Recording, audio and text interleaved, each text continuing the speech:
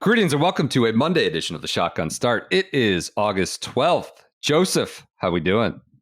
Brendan, I'm doing great. That was a delightful finish to the Wyndham Championship. I didn't know that there's always something going on at the Wyndham. What are you talking about? Nothing's finished. True. Round 4 is in the suspension. Don't put the cart before the Kuchar. Get out of here. What an unbelievable end to the day, I should say. 5 hours and 20 minutes into the round. The great FedEx Cup season comes to an end. 36 events. Lydia Ko's gold medal winning weekend. Wyndham Championship weather delayed. The first time ever in the history of the PGA Tour. Apparently they've played a second, a third, and a fourth round in one single day. We have the chase for the FedEx Cup 70. And here we are, Monday morning, talking about our good friend, Matt Kuchar. Steals the show Sunday night as we're hobbling through darkness. No horn blowing. No horn. I was like, they better not blow the horn. It was a disgrace that they even were close. It was 5 hours. 5 hours with the understanding that, nobody wants to come back on Monday. We're doing 3 rounds, 2.5 rounds in one day. And somehow we've just got these tortoises just with as if they don't think it'll ever get dark. My suggestion was they never blow the horn and just let them play until just wait for the horn all night. You have to finish. Of course, most rational human beings, normal brains are trying to finish anyways. Even if they're playing slow and deliberate with, balancing winning, which was only 2 guys essentially there at the end. Not Matt Kuchar. They're still trying to finish. And here we are Sunday night in one of the great all-time moments. Look, if you want to talk about sporting achievement, golf achievement, Lydia Ko, that is heartwarming. We will get to that. Incredible. That was now a day and a half old. This podcast was created for moments like this. And we need to talk about Matt Kuchar just as Mona Lisa. We had L2 I didn't think it could get better. I didn't think he would peak. I think this exceeds it. When you talk about just the irrational, sicko, insane, myopic move that this is, thinking of no one around you, self-absorption, it's a whole new level. And he's getting a lot of, I'm waiting for the zag. I'm waiting for the person to come out and say that, and that's hard. I mean, it's hard not to, on Twitter, anybody will take any position anywhere, even in golf media. It can't find it. I don't see it anywhere. Everybody's just crushing them. What is the defense? Do I need to outline what happened? Matt Kuchar didn't finish, by the way. He didn't finish. Everything's done. He's not going to make the FedEx Cup. He's made $60 million. Everybody finished before dark. Finish during dark, finish the tournament. This heroic effort to get 72 holes in by Sunday night after essentially, 2 days or so, day and a half of rain is they have to come back Monday. Some portion of some staff, ShotLink, PGA Tour, scoring, the range, I guess, is going to warm up. So he hit a tee shot at 18. He's in the rough. He apparently, I was watching CBS Sports HQ, and Kyle Porter with just this shit-eating grin. He gets to talk about this on that show. And Doug Bell, was another panelist, said he talked to people on the ground who said Kuchar was really mad that no one told him there were people in the fairway. It's like a blind drop-off, right? If there are people down below you, you might hit into them. This is like an SGS golf advice question, for God's sakes. And he was mad about, nobody told him he couldn't hit, or he shouldn't hit. There are guys down there. I think mad at, PGA Tour officials, marshals, volunteers, whoever. And apparently, once he found out that he had sort of hit over or into, it was 160 poof ball, I don't think is over, near Aaron Rai, 160 miles an hour. He decided to fill his diaper and throw a temper tantrum and said, this is per Doug Bell, if you're not going to do your job and tell me I couldn't hit, or you did that, warned me that I was hitting into people, I'm going to make you come back tomorrow. That's a quote. And I'm done. This is not a quote. This was Doug Bell's paraphrasing the sources he talked to on the ground. Again, this is going to be a game of telephone. But this was sort of, and they could also be imposing their interpretation on it. PJ wants to jump in. I have a follow-up report from Golf Channel. This is why you're here.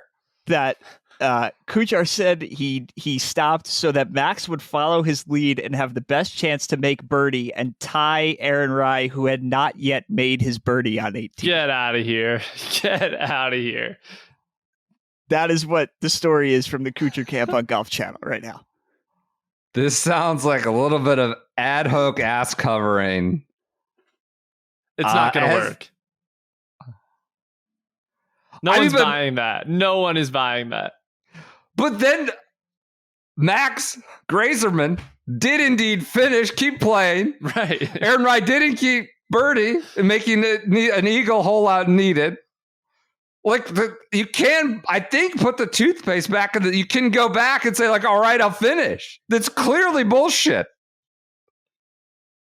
This is one of my favorite stories in a long time. I've had a lot of this good stuff from the content gods over the year. Joseph, this is essentially a soliloquy. Is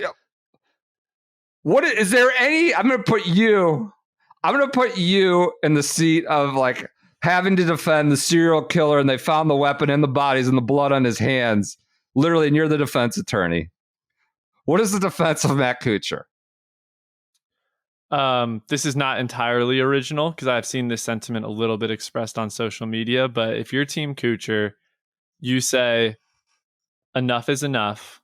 I've played on this tour for decades, and they gave us 5.5 hours to get done, and we couldn't do it. It's time for a pace of play change. It was so freaking slow out there that I'm making all of PGA Tour come back out tomorrow. And this is my stand that we need to have pace of play. But 5.5 hours disgraceful. He was slow on Sunday. He was not doing nothing to. It's not a good defense. It's not a good defense, but it's what we're going with. I mean, that would be amazing if this was like a long play like that. Like, this is are you not entertained moment. This is my how I'm affecting change and policy. What if you know what? Strange. You know how he wins? He makes some demands tonight to the PGA Tour, and if they agree to them, he withdraws. He withdraws and forfeits his his check. He just check takes on a got to be like, I'll guess, like probably around 6 figures. He's going to finish 12th. It's definitely around. It's over 6 figures, I would guess. Even the Windham, not massive purse, but probably pushing about 100 something. That's the I don't think he's going to do that. I don't think he's going to do that. I think people, you might have said this in case people did not hear this. Well out of FedEx Cup playoff contention. We're not even talking about that. He's 103rd, projected 103rd, which has like some minor implications for the fall. Yeah, very small, right? And every point does count. So that is probably the defense that he will go with most practically. But it's pretty absurd. No. There's common sense. Everyone around you is finishing. Agree. The sort of quote unquote downstream effects of this, where the agronomy staff shouldn't do a thing. Just leave it as ragged as he found it tonight. Don't touch the green. Don't, sweep any dew. Don't do anything. I'm calling on someone in Greensboro to fire up the old, YouTube live. Like, they got to add Matt Kuchar to the Creator Classic at this point. This guy is just the absolute content king right now between L2 Can and this walk-off.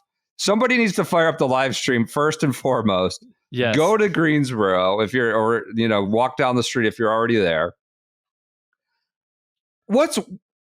When he's walking up to the 18th green, do you think they do the now approaching the green, Matt Kuchar? I think somebody has got to do it just as a big FU. I mean, there should just be a guy there to attest. That's it. There should be nothing else. No one should get out of bed for this Yahoo pulling this, circus act.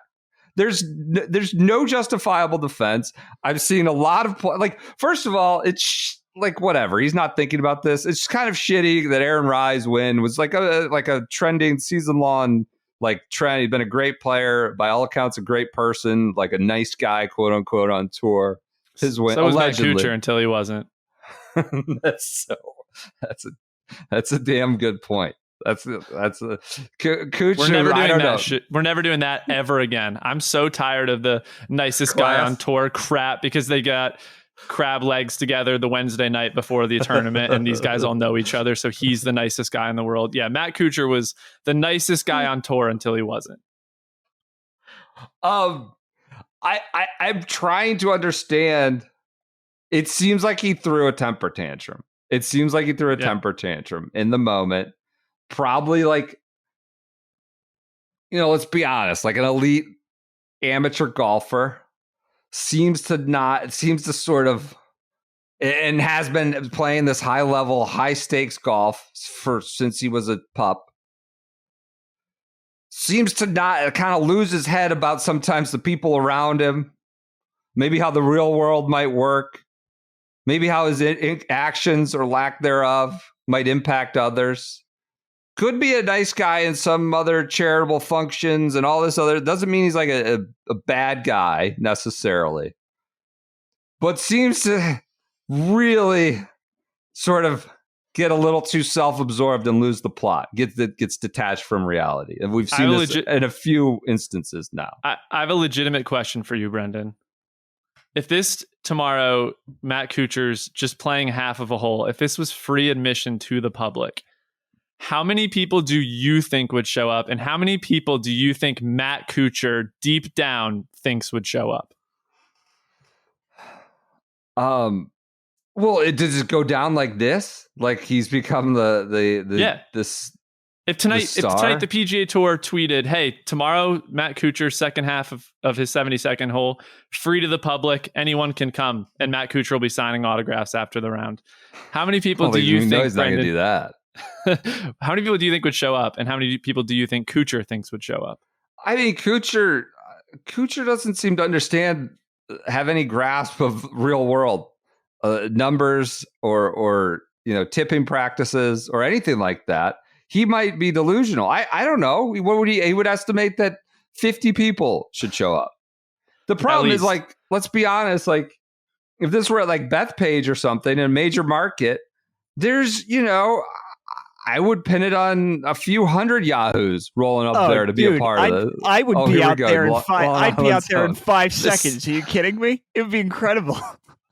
There'd be a lot of Yahoos. If it was in DC, I would be there absolutely, regardless of whether they're going 6, 7, 8, anytime. I'd be there. They're not going to open the gates, right? No one's going to do any. They're not going to. I loved who made the crack on CBS. Is we're not going to be televising this. We're not broadcasting this. Somebody, I think it was Nance. He did.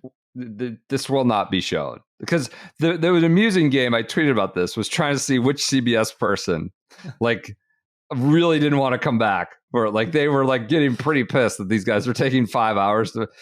I thought IBF, soft spoken. Everybody's a gentleman. Everybody's the best player ever, and the golf course is the best golf course ever. IBF seemed to be. Had enough of this shit and wanted this round done and was not wanting to come back. But they all were making jokes, or kind of subtle, sort of between the lines. In my opinion, that was my interpretation. They may not have intended it that way, but that's what I was getting from all of them about how slow it was out there. And they didn't finish. It says round 4 suspended on the PGA Tour's leaderboard right now. Thinking through all the people who are impacted by this, I mean, it's not the most crucial things in the world, but I would. ShotLink's a big one. Are they actually going to leave ShotLink out and have somebody plot Matt Kuchar's last couple of shots? That feels crazy to me to have to do that. We have an unsubstantiated rumor coming across our desk. highly unsubstantiated. Let's just say that. So, I mean, like, I can't fact check it in real time here.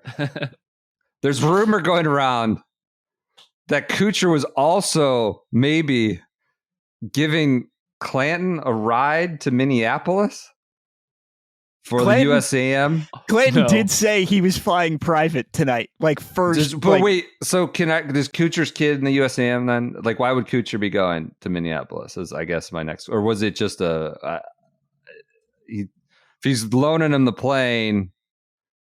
I don't know, like unsubstantiated rumor. I don't want to vet this as we're talking on the air. So, kind of interesting. That would be another. That needs to be followed up on. That would be a jamming. That'd be a jamming on the behalf of Luke Clanton after he played 39 holes on Sunday. It's unlike anything I've seen. You can't lose your head like this. He's out there on an island. This is the kind of thing you could do probably when you've played on tour for 20 years, right? You've made $60 million. He's been on every pack. He's not been on every pack, but you understand. He's like been on every committee. He's been around, seen the tour through it, and just put his. The thing that's crazy to me is, and this goes to the sort of player run tour, and I loved, like, I think it was Trevor's sort of incredulity about it. The horn was not blowing. There was no, like, the player shouldn't have the option. They said it to him. They did say it to him coming off the tee box. We're not going to blow the horn, but I am notifying you, and this is functioning as the horn. They did say that. Oh, really? Yes. Okay. All right. Yeah. He didn't. Because Immelman was like, well, what? They didn't blow a horn. Why and then Orlando Pope came on to explain that. No, they didn't blow a horn because probably just because there was only two groups left on the course. They were just like, hey, you know what? This is functioning as the horn. What are we blowing a horn to, like 10 people left here after a long ass day? Okay, because I saw Tackett roll up in the cart and he was like, I can stop, right? He's like, yeah, you can. And you know what this kind of is, Brendan? What? And we've already said it. This is nothing new, but like this is some Zach Johnson type behavior. It really is. Like, it's just completely bred from the same cloth. Like, come on. Maybe, but why do we have to just drive by Zach Johnson? Or actually, because it's the same type of, like, delusional going into the Ryder Cup being like, there's got to be another side to this story that I don't know. Like, everyone seems to be really pessimistic about Zach Johnson, but he was vetted. Like, there must be something I don't know. And it turns out, like, sometimes there's not. And I feel like with Matt Kuchar, it's like, this guy can't, come on, this can't be serious, right? And I think it is serious. And there's just some delusional guys who have made $60 million playing for 2 decades that feel so entitled that this doesn't register as being egregious to them. Yeah. When you think that's unfair? It's maybe in the same ballpark. I really think like this takes another level of sort of delusion, right? And I think maybe I'm wrong. I think he'll probably regret it. Like, we all get like frustrated and pissed off on the golf course and do like things we think are stupid and lose our tempers, and whether it's the golf course or anything.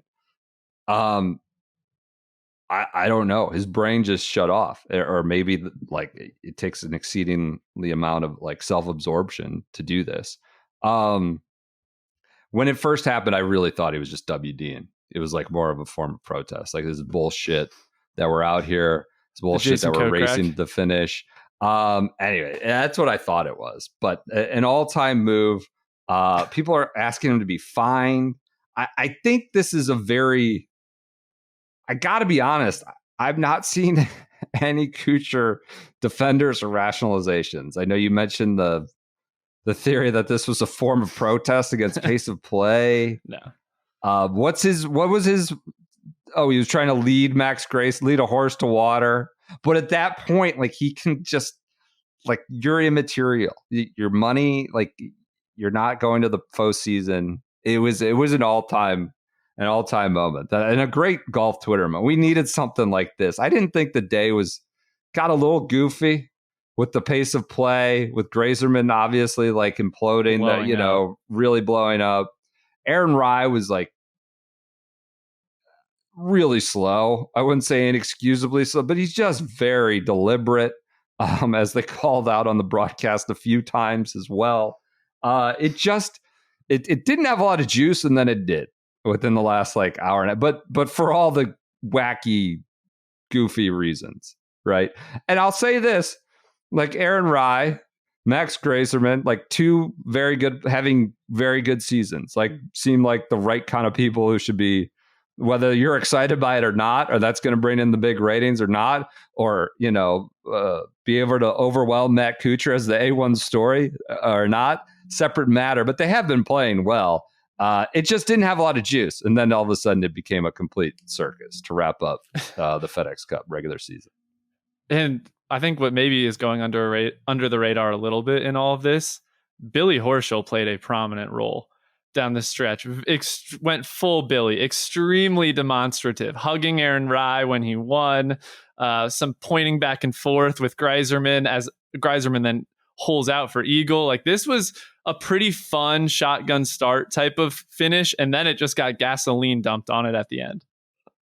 Well, my contention was Billy Boy was just rooting on his DP World Tour mate, his fellow dual member Aaron Rai. He wants to stick up for the world players. Aaron Rai playing on the top 10 exemption as Ryo Hisatsune. This had to be just a banner day for Billy Boy, talking about how I don't know what his home tour is anymore. It feels like sometimes it's the DP World Tour.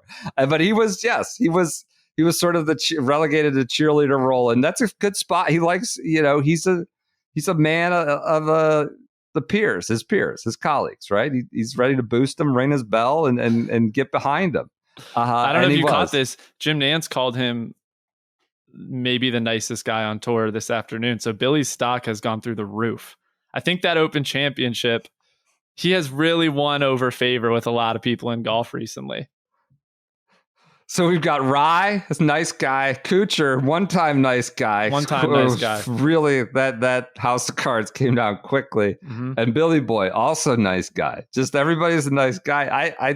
If everybody's nice, it's like the boy who cried wolf. Like, how are we? Like, the true nice guys are kind of getting screwed by everybody being labeled a nice guy. I do believe some of them are probably good guys. Billy Boy maybe among them. So, what's the best case scenario for Monday morning with or worst case scenario maybe? I know best case. What is it? Best case is, in some weird form or fashion, he needs a ruling.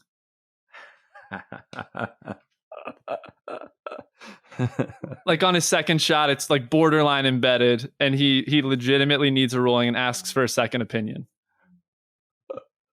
That's fair. That could be a good one. Like that. Then you've got, everybody's got to stay. I mean, I think probably some were going to stay because it's late. The way they hauled ass to get this thing done was great. I mean, I've never heard anybody say anything bad about grounds crews at a PGA Tour event. It's not like the broadcast. It's always but this was a legit effort by everybody involved to get it done. And you have Matt Kuchar just taking a dump on everybody's efforts to get back. I think you're going to have rules officials there, and they're going to need rulings. You're going to have scoring.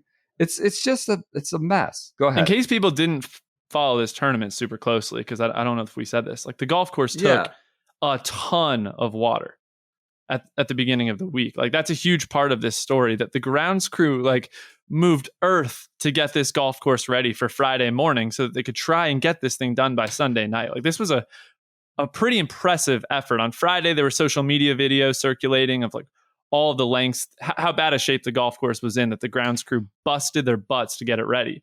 And for it to be 99.99% done, but not across the line, is pretty wild given the stakes or lack thereof. No player should have this power. No players, not even Tiger Woods. Matt Kuchar is drunk on power. What you just outlined, no player should have the ability to be the 0.001% of why an event doesn't get done.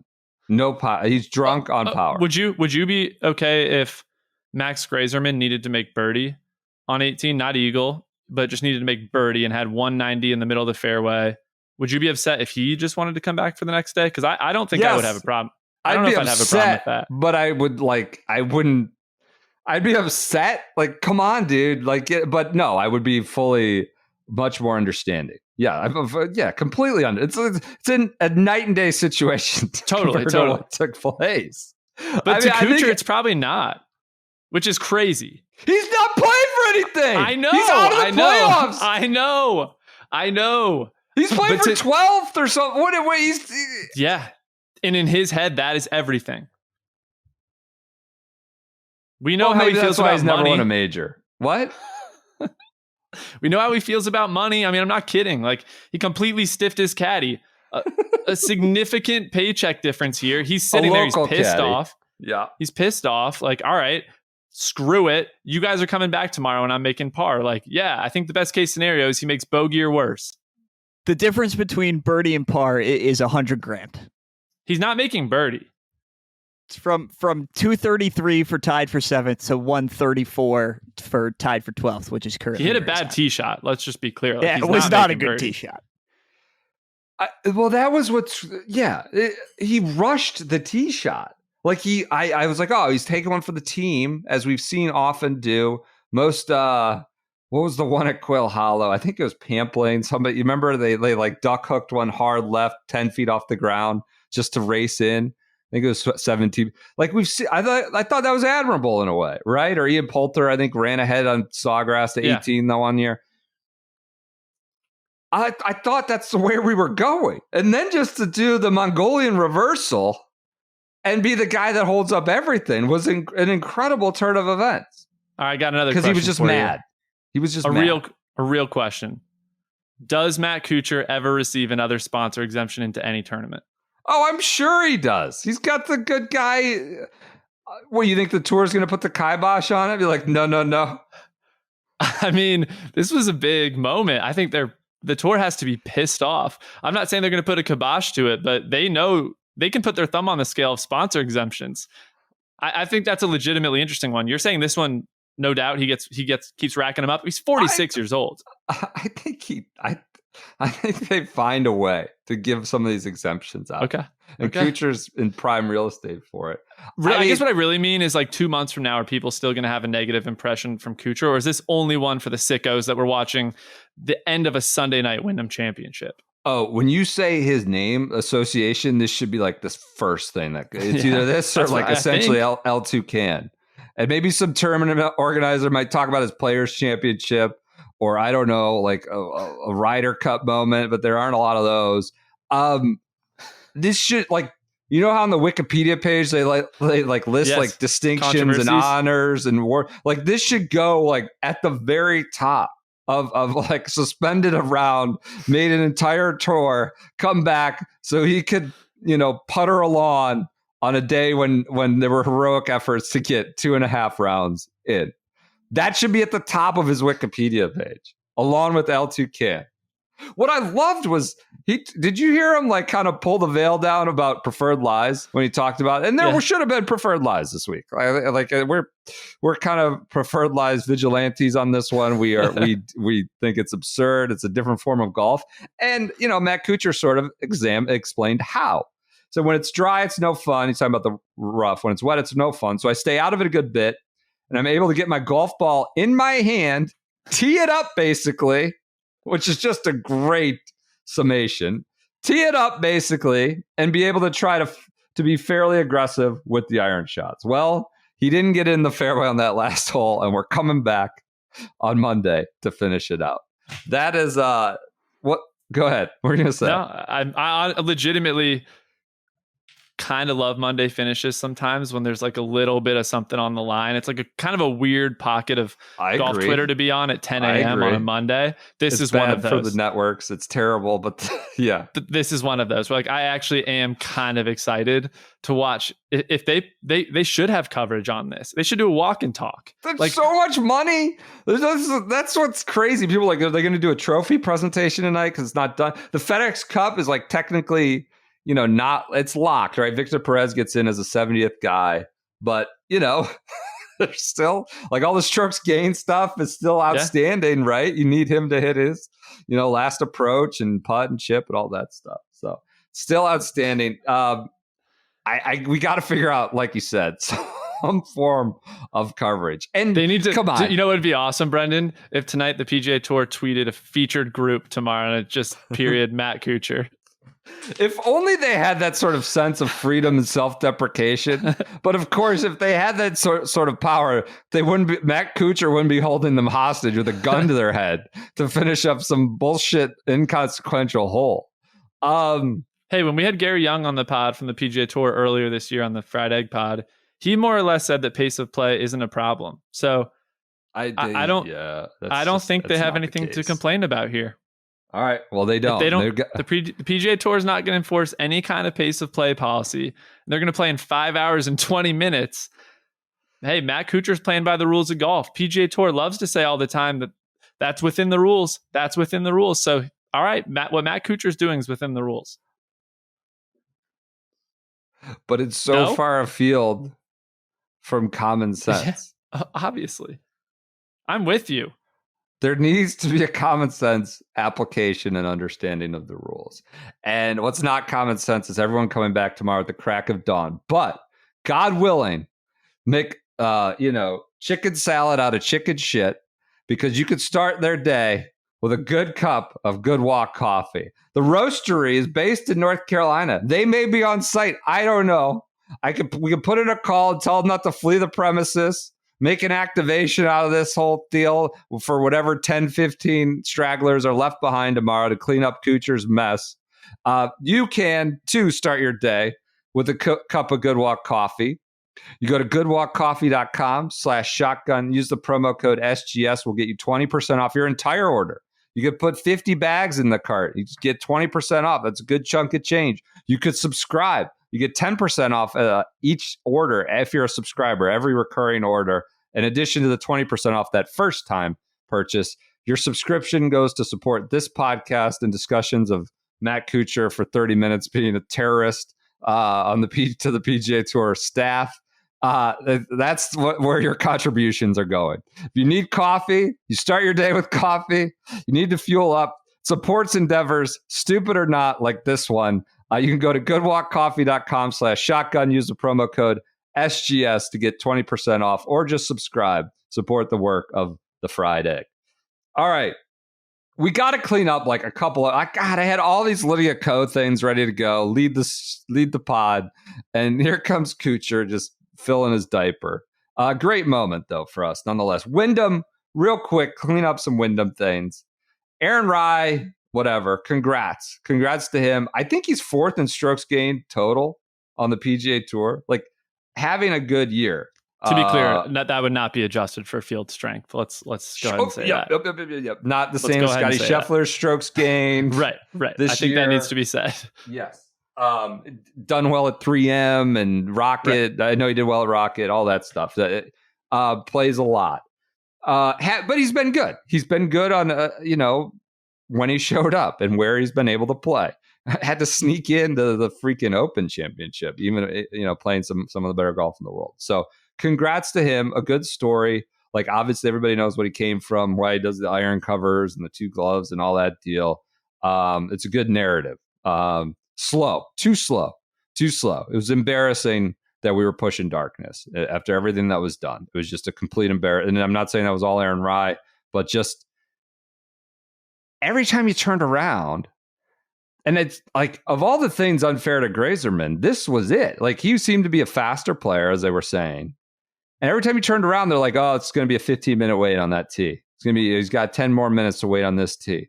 Like, that was kind of if Kuchar cared about Greyserman at all, it would be, trying to push the pace a little bit, or asking someone to push the pace. If he has all this power, pull Tackett aside and be like, can we do something about this? We're trying to get in before dark.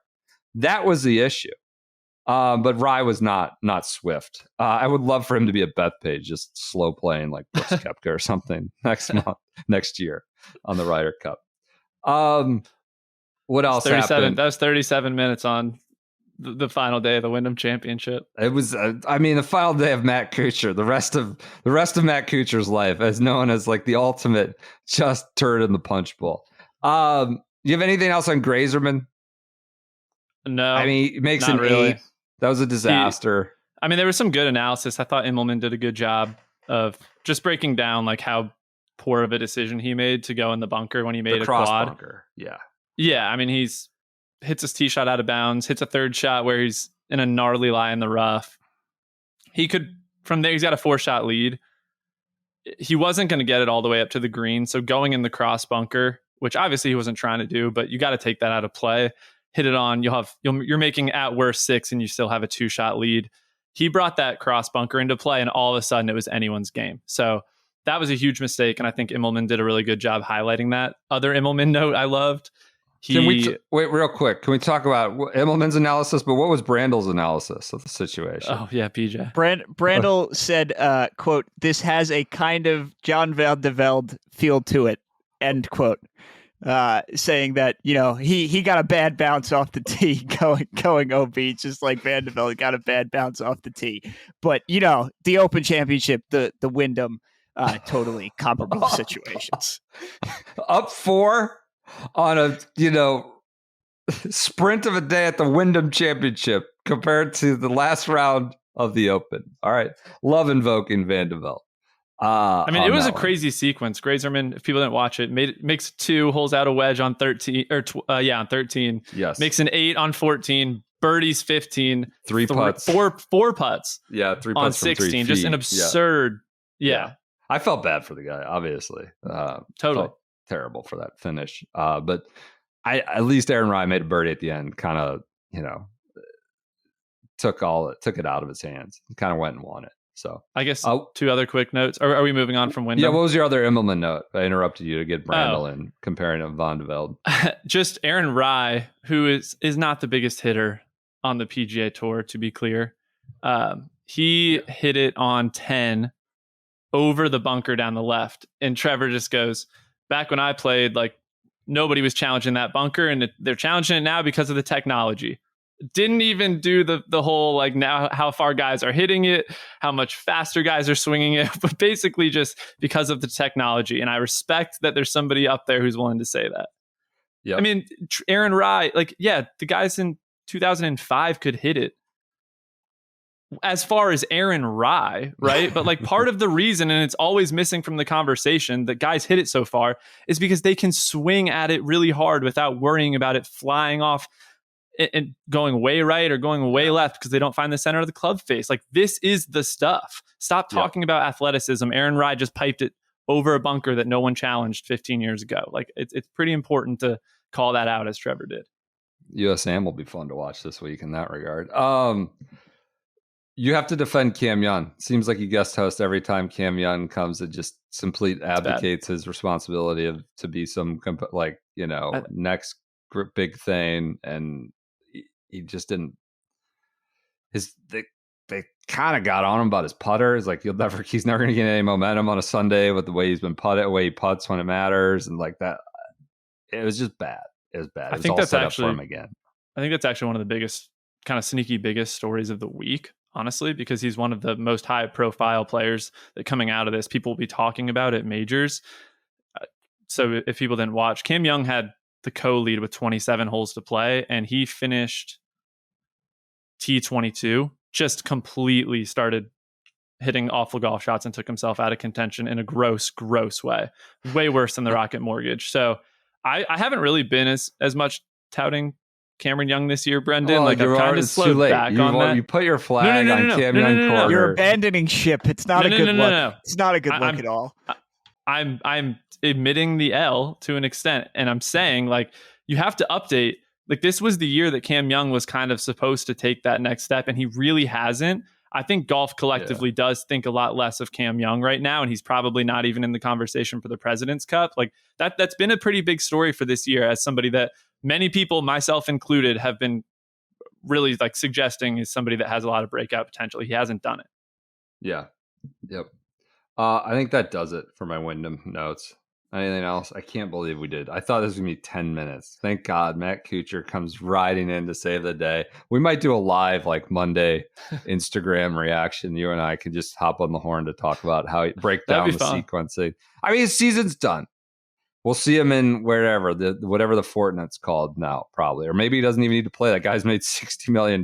He shouldn't be playing anything in the fall. He's probably comfortably in 125 for next year. He's not going to be, higher than that. So, just only one other status. Only one other Wyndham note, Brendan. This is a legitimate one that I have in my notes. It will never fail to amaze me every year how some guys just don't play certain events. Like, one of the great advantages you can have for yourself on the PGA Tour is playing a lot. Like, there's no downside. It's not the official World Golf Rankings where if you play a bad week, it hurts your ranking. Every week in the FedEx Cup is a free roll. Harris English, like, maybe he has something going on in his life that I'm not aware of. Where were you this weekend? Why did you not play the Windham? He went from inside the top 50 now to outside the top 50. If he doesn't play well, I think he WD'd. Is that right? The tournament. I think so. I think he WD'd the week. I thought I saw that. Okay, because that was the main name I had. I mean, Adam Scott's another one. I know he's played a lot of golf, but Adam Scott is now 46th or 47th in the FedEx Cup standings. He almost won the Wyndham in 2021.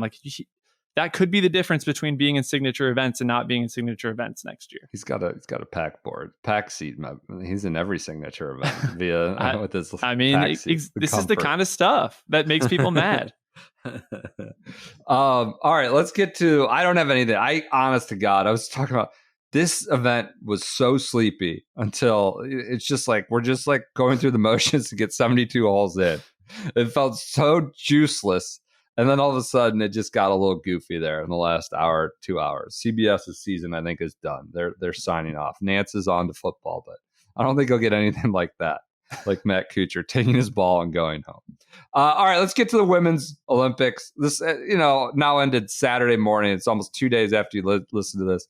Lydia Ko wins the quote-unquote medal slam, which, I mean, people were talking about this as if this was some incredible, it is an amazing achievement, right?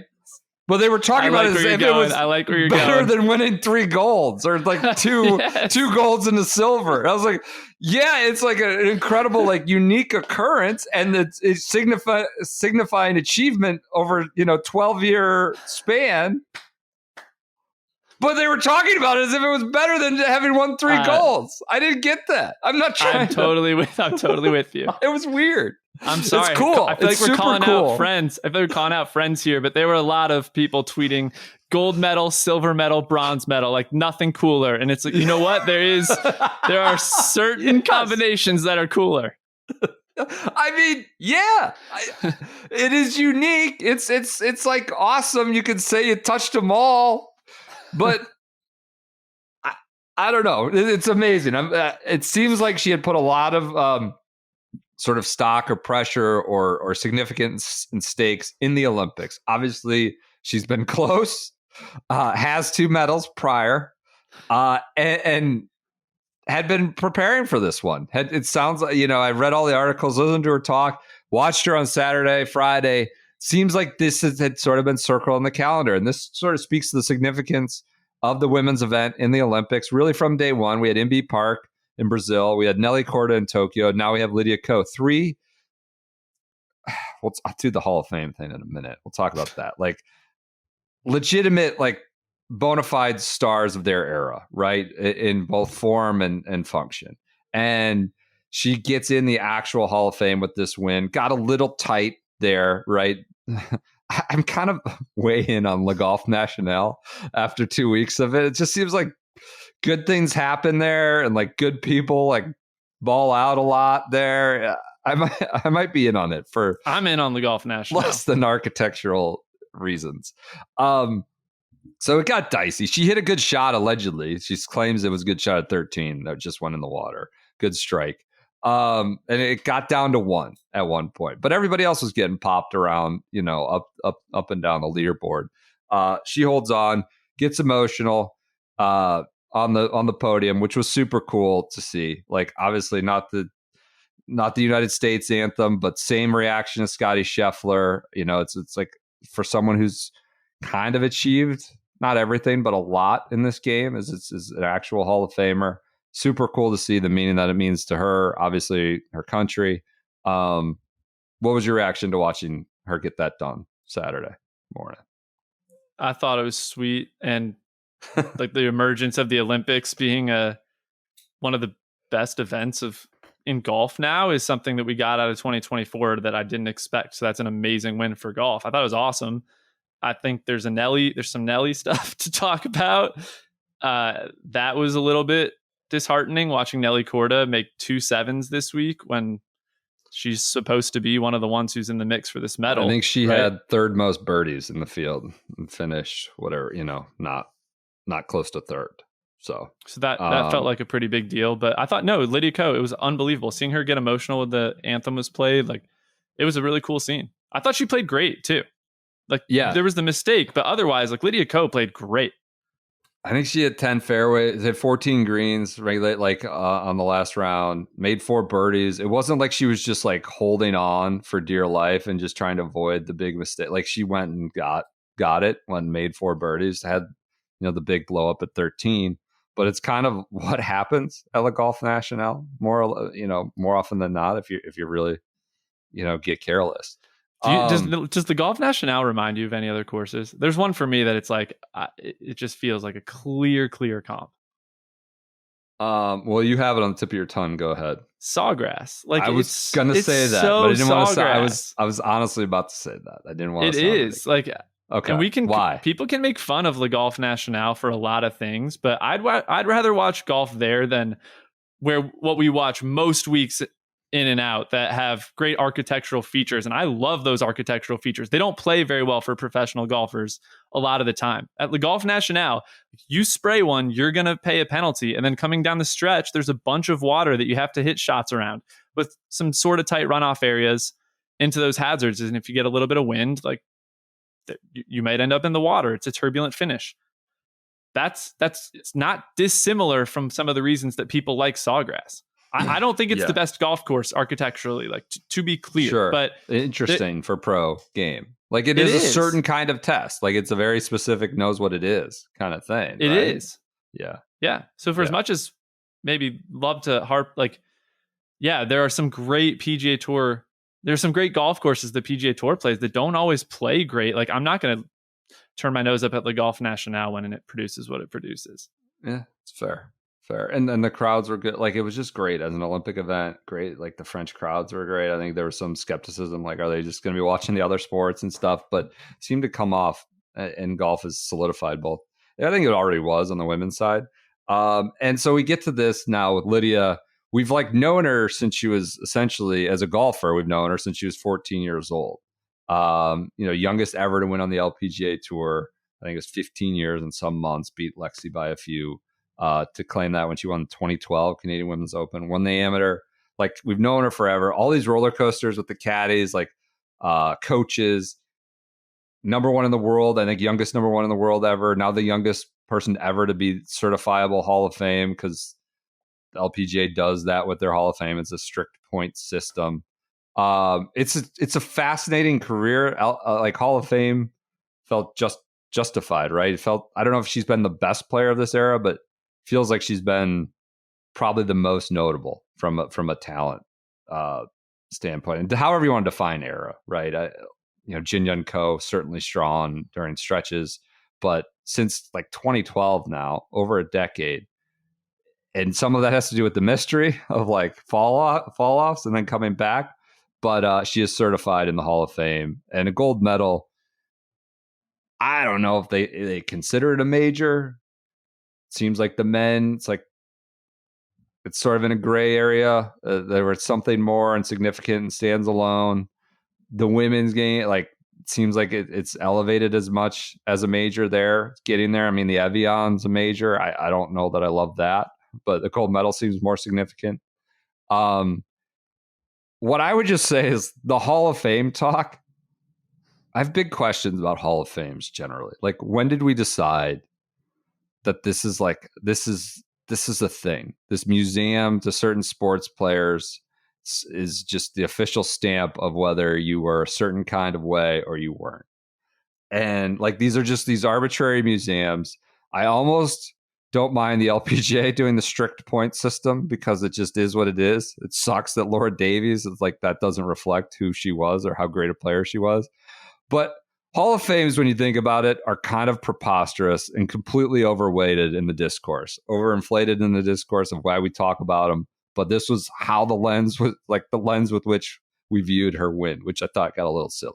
Like, who gives a shit about Hall of Fame? I'm sorry. They're just museums that have taken on too much of the discourse. I kind of, and this is, I'm sure, reflecting that I'm a millennial and not, like, I just think at this point, when I think about Hall of Fames, I kind of have to try to remember which ones we still kind of care about and which ones we don't. Like, oh yeah, that one, they still kind of have some strict rules, so we kind of respect it. Like, Hall of Fames, I've kind of lost sight of, because it feels like there are a million things we care about more than that now.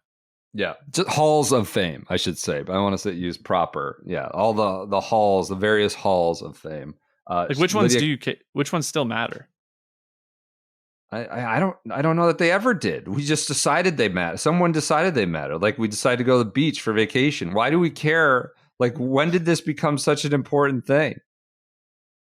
They never mattered. I mean, people will say Cooperstown still matters but that's just a bunch of crotchety old writers, imposing sometimes completely subjective standards, half informed, sometimes objective. Like, I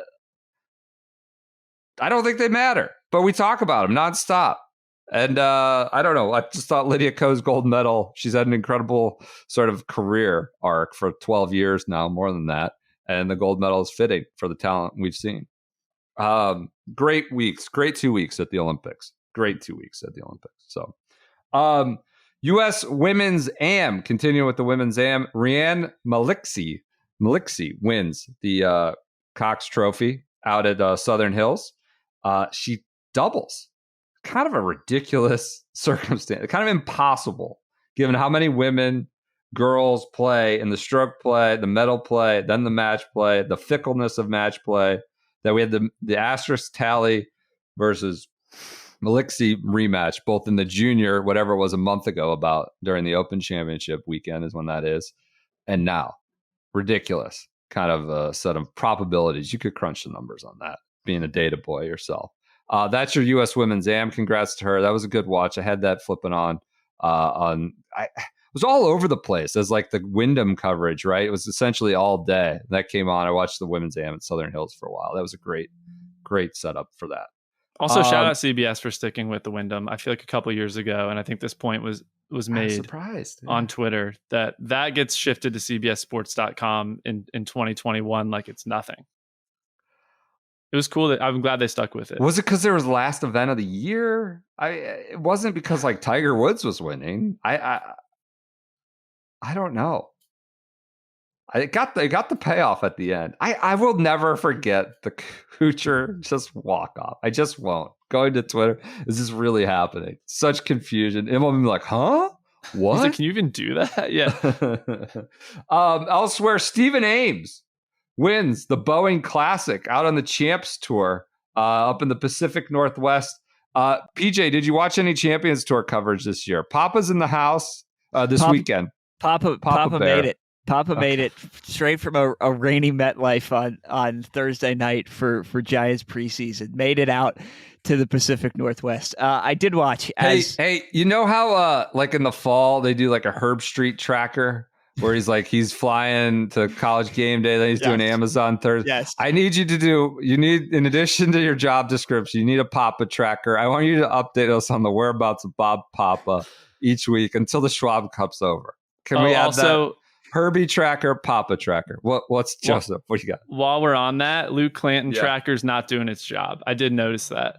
These Twitter accounts that claim to be extremely big fans, I wanted to know if Luke Clanton, how many holes he had played during the day. 39, and Luke Clanton tracker has not been active. So I believe that account has lost all. We need to start taking them down. Get him out of there. We need to start a Luke Clanton tracker is what I'm hearing. God. Incredible. That kid's incredible, like 24 hours that guy's going to have. So he's off to Minnesota to do the stroke play. He almost won. He could have won. I know. It's kind of a nice spot. Finished. Being like off the other side with no real like last group of a final round, like intensity. It was a good spot, but he's obviously done well in pretty much everything so far he's played this year. Yeah. What do you have for senior tour? Fifth and bogeyed his last two. So, I mean, like legitimately, Luke Clanton just had another top five that people should pay attention to. No points, no FedEx Cup points, PGA Tour U points. What's senior tour minute? Senior tour moments. Senior PJ. tour moments. Senior tour minute. As Andy so politely asked, I watched on Saturday night because I was not expecting. None of us were expecting the Wyndham to finish today. I will note that because of the Olympics and the basketball game, the Wyndham got pushed to Golf Channel on Saturday when the senior tour was supposed to be on. And then I went to Peacock, naturally. I was like, this has to be somewhere. I went to NBCsports.com. Nothing. No sign of the Boeing Classic. While falling through the cracks with the last weekend of the Olympics. Absolutely preempted by Olympic basketball and the primetime in Paris, and then the Wyndham getting delayed all night into the evening. You think there are some people mad out there that they couldn't find that instead of like Olympics coverage? I was.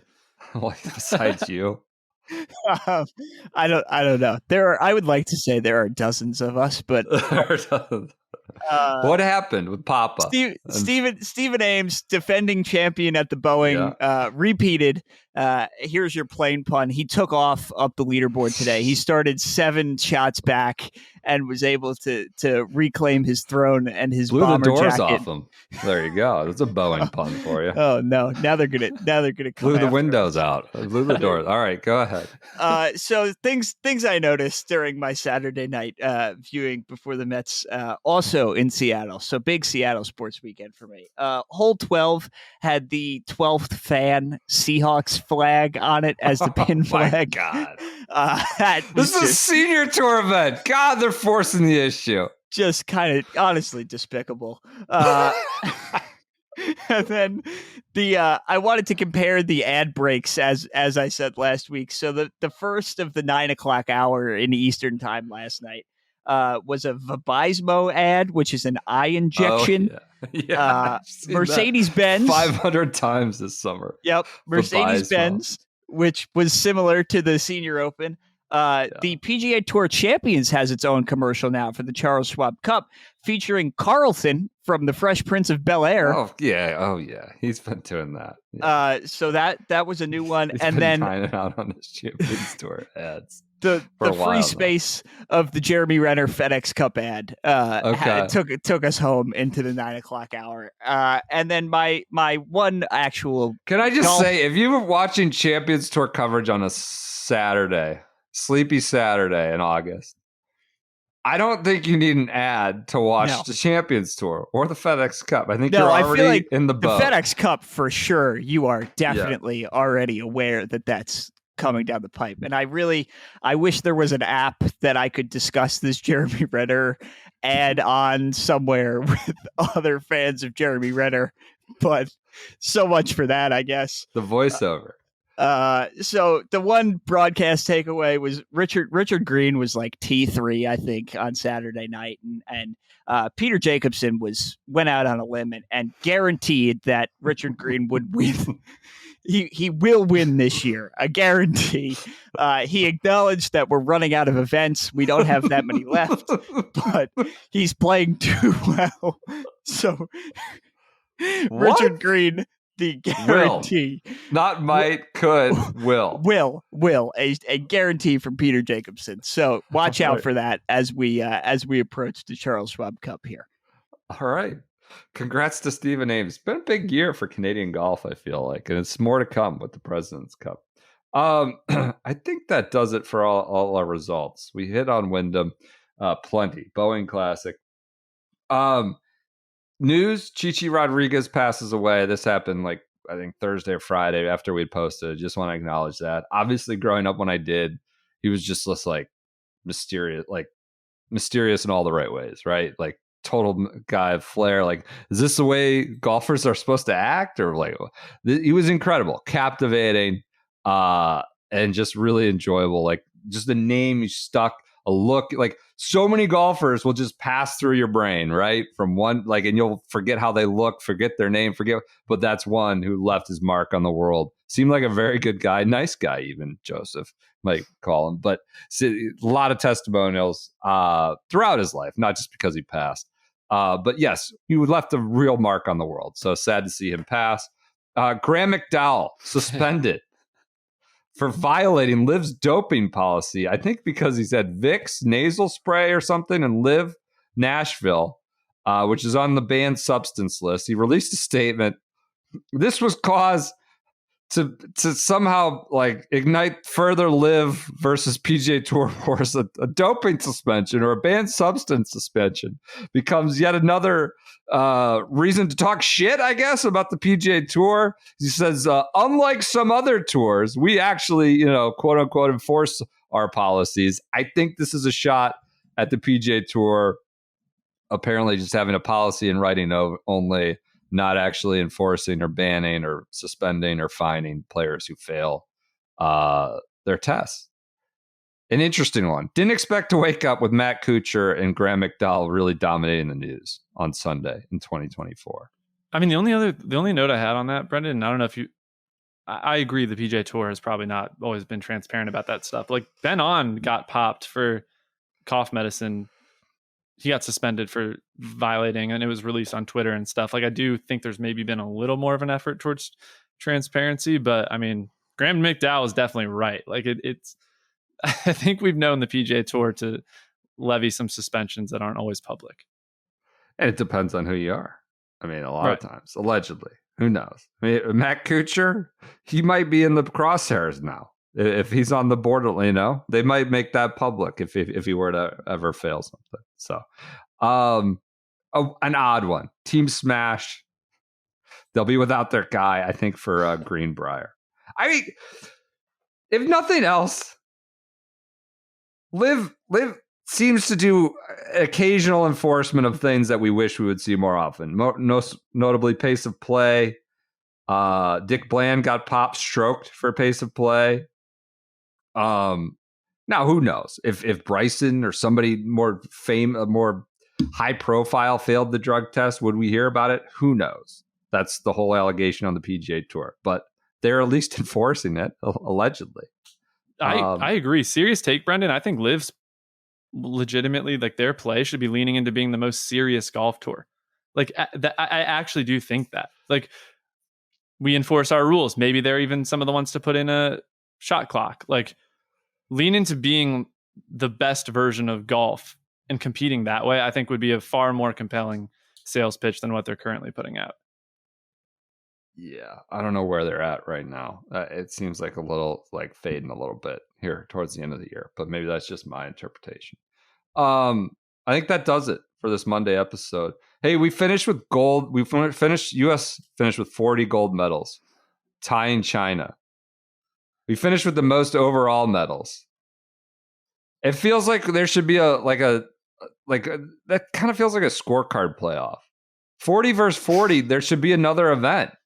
Something, a mixed event, like where it's, a javelin throw and a basketball game, or I don't know, one whole playoff in golf, some sort of who wins the actual gold medal count. And people are just punting to the overall medal count, which we dominated. The United States dominated by 30, 40 something over China on that one. But 40-40 in gold, thanks to our basketball boys clinching it, and women on Saturday and Sunday. What's wrong? Why are you shaking your head about the Team USA basketball team? You know how I feel about this. The Team USA basketball, I know this is total Grinch mode, but seeing how fired up people get for Team USA basketball winning when we're 20-point favorites in every game and we have all the best players in the world on our team competing against Evan Fournier.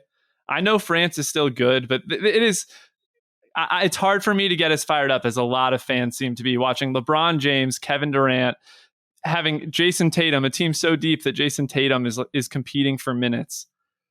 It doesn't get me as fired up. It's like Team USA in the President's Cup in golf. I'm always cheering for the international team a little bit. Make it a game. That's how I felt about this. It was the reaction seeing people post American flags. Like, if that game inspires you, I love the NBA. Oh my God. I love basketball. I love basketball. But come on. Is that a crazy take? Latvia. Go root for France. What are you talking about? I want the US to win, but people are talking about that being one of the best threes of Steph's career. I say it is the best. A lot of people who watch a lot of basketball, not just, idiots on Twitter. I don't know. Maybe I'm zagging. They're 16-point favorites against a French team that. Well, so what? The Ryder Cup team might have, 12 of the top 25 players in the world, and they're going against a far inferior on rankings European team, and they get popped. And if they win, it still means something. I think FIBA is a little different too. I think it's like a little different format of basketball.